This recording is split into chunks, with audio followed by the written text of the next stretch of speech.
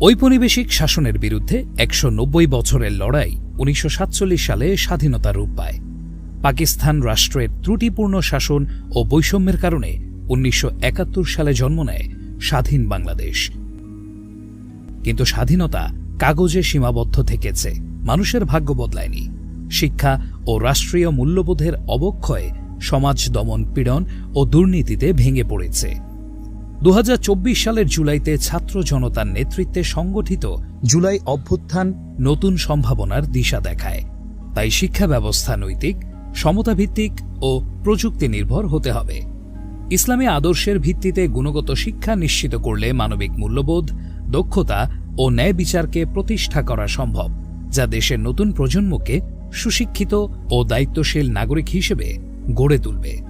সেই কাঙ্ক্ষিত গুণগত শিক্ষার বাস্তবায়নের লক্ষ্যে এবং ফ্যাসিবাদের ওদর থেকে জন্ম নেওয়া শিক্ষা ব্যবস্থাকে আধুনিক, যুগোপযোগী ও নৈতিক মূল্যবোধের ভিত্তিতে পুনর্গঠনের জন্য শিক্ষানীতি, পাঠ্যক্রম, শিক্ষা ব্যবস্থাপনা, মূল্যায়ন পদ্ধতি ও শিক্ষক প্রশিক্ষণ সহ বিবিধ বিষয়কে সামনে রেখে বাংলাদেশ ইসলামী ছাত্র শিবির ৩০ দফা সংস্কার প্রস্তাবনা উপস্থাপন করেছে।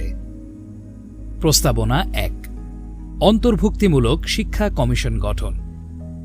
জাতীয় শিক্ষা ব্যবস্থার উন্নয়নে শিক্ষাবিদ, গবেষক, আলেম ও ছাত্র প্রতিনিধিদের সমন্বয়ে একটি স্বাধীন শিক্ষা কমিশন গঠন করতে হবে। প্রস্তাবনা ২, জুলাই গণ অভ্যুত্থানকে পাঠ্যসূচিতে অন্তর্ভুক্তকরণ।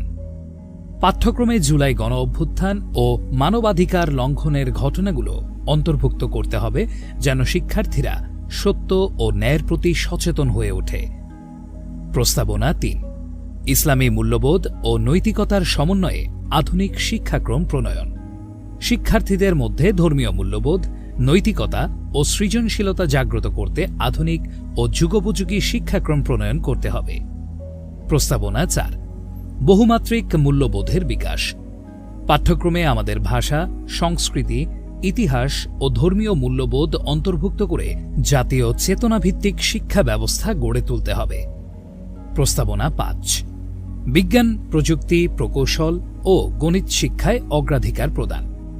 চতুর্থ শিল্প বিপ্লব মোকাবেলায় STEM শিক্ষা, বিজ্ঞান, প্রযুক্তি, প্রকৌশল ও গণিতকে সর্বোচ্চ গুরুত্ব দিতে হবে। প্রস্তাবনা ৬, ভাষা শিক্ষা সংক্রান্ত। জাতীয় শিক্ষাক্রমে বাংলা, ইংরেজি ও আরবি বাধ্যতামূলক করতে হবে এবং অন্যান্য আন্তর্জাতিক ভাষা শিক্ষায় উৎসাহ দিতে হবে। প্রস্তাবনা ৭, সামরিক ও শারীরিক শিক্ষা নিশ্চিতকরণ। শিক্ষার্থীদের শৃঙ্খলা, আত্মবিশ্বাস ও আত্মরক্ষার দক্ষতা বৃদ্ধিতে নির্দিষ্ট শ্রেণীতে সামরিক ও শারীরিক প্রশিক্ষণ চালু করতে হবে। প্রস্তাবনা ৮, শিক্ষা বাজেট অগ্রাধিকার। জাতীয় বাজেটের অন্তত ২০% এবং GDPর ৬% শিক্ষা খাতে বরাদ্দ নিশ্চিত করতে হবে। প্রস্তাবনা ৯, শিশুদের জন্য আনন্দদায়ক স্কুলিং পদক্ষেপ। শিশুদের ঝরে পড়া রোধে স্কুল ফিডিং, আর্থিক সহায়তা ও অনগ্রসর এলাকায় দক্ষ শিক্ষক নিয়োগ নিশ্চিত করতে হবে। প্রস্তাবনা ১০, উচ্চ মাধ্যমিক পর্যন্ত বাধ্যতামূলক ও অবৈতনিক শিক্ষা আইন প্রণয়ন। শিক্ষার সর্বজনীনতা নিশ্চিত করতে দ্বাদশ শ্রেণী পর্যন্ত শিক্ষা বাধ্যতামূলক ও অবৈতনিক করতে হবে। প্রস্তাবনা ১১, স্বাধীন ও স্বতন্ত্র নিয়োগ কমিশন গঠন। শিক্ষা ব্যবস্থায় স্বচ্ছতা ও মেধাভিত্তিক নিয়োগ নিশ্চিত করতে একটি স্বাধীন শিক্ষা নিয়োগ কমিশন গঠন করতে হবে। প্রস্তাবনা ১২, নারী শিক্ষার প্রসারে পরিবেশ নিশ্চিতকরণ। নারীদের উচ্চ শিক্ষায় অংশগ্রহণ বাড়াতে নিরাপদ, প্রযুক্তি নির্ভর ও নারীবান্ধব পরিবেশ নিশ্চিত করতে হবে। প্রস্তাবনা ১৩, শিক্ষা আইন প্রণয়ন ও বাস্তবায়ন। সবার জন্য শিক্ষা অধিকার ও জবাবদিহিতা নিশ্চিত করতে পূর্ণাঙ্গ শিক্ষা আইন প্রণয়ন ও কার্যকর বাস্তবায়ন করতে হবে। প্রস্তাবনা ১৪, শতভাগ আবাসন নিশ্চিত ও আধুনিকায়ন। শিক্ষার্থীদের জন্য শতভাগ আবাসন সুবিধা ও আধুনিক ব্যবস্থাপনা ব্যবস্থা নিশ্চিত করতে হবে। প্রস্তাবনা ১৫, মানসিক স্বাস্থ্য সেবা ও কাউন্সেলিংয়ের ব্যবস্থা। প্রতিটি শিক্ষা প্রতিষ্ঠানে মানসিক স্বাস্থ্য সেবা ও কাউন্সেলিং সেন্টার বাধ্যতামূলক করতে হবে। প্রস্তাবনা ১৬, শিক্ষার্থী বান্ধব শিক্ষাঙ্গন বাস্তবায়ন। শিক্ষাঙ্গনে সহিংসতা ও ভয়ের সংস্কৃতি দূর করে নিরাপদ, স্বাস্থ্যসম্মত ও শিক্ষার্থী বান্ধব পরিবেশ তৈরি করতে হবে। প্রস্তাবনা 17। যোগ্য ব্যক্তিদের অগ্রাধিকার দিয়ে পরিচালনা পর্ষদ গঠন। শিক্ষা প্রতিষ্ঠানের পরিচালনা পর্ষদে শিক্ষাবিদ, উদ্যোক্তা ও ধর্মীয় ব্যক্তিত্বকে অন্তর্ভুক্ত করতে হবে। প্রস্তাবনা 18। গবেষণামুখী উচ্চশিক্ষা। বিশ্ববিদ্যালয়গুলোকে গবেষণা ও উদ্ভাবনের কেন্দ্র হিসেবে গড়ে তুলতে হবে এবং মেধাবী শিক্ষকদের অগ্রাধিকার দিতে হবে। প্রস্তাবনা 19। মাদ্রাসা শিক্ষা ব্যবস্থা উন্নয়ন।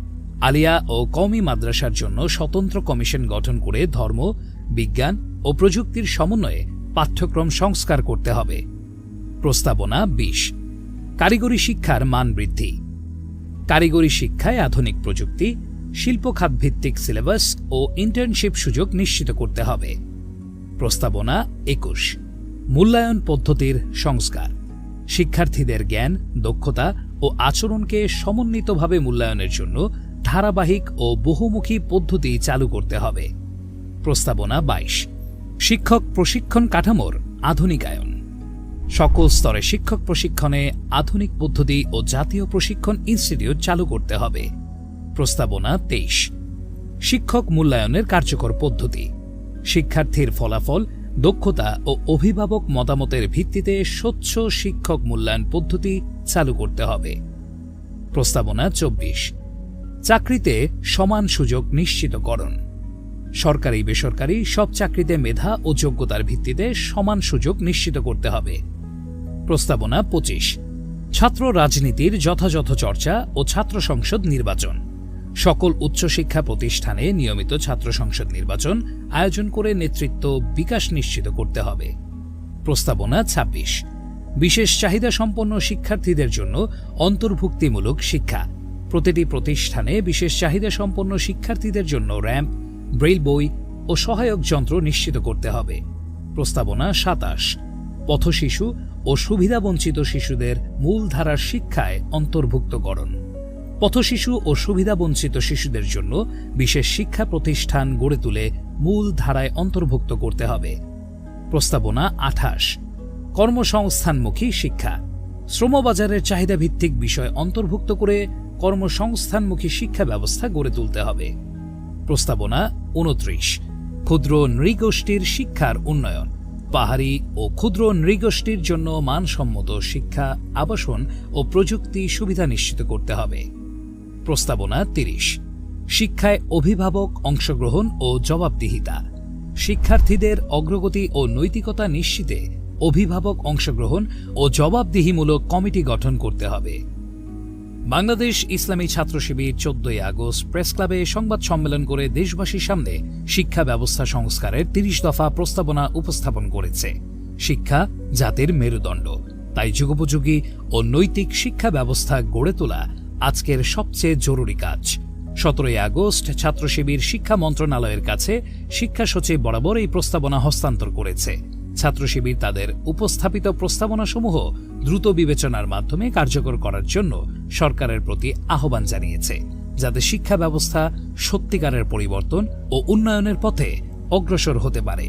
পাশাপাশি এর মধ্যে গড়ে উঠতে পারে একদল সৎ, দক্ষ ও দেশপ্রেমিক প্রজন্ম।